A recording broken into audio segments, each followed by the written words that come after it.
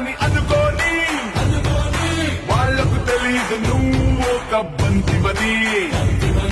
వాళ్ళు నిన్ను నరికేశామని అనుకోని వాళ్లకు తెలీదు నువ్వు ఒక నీటి ధారవని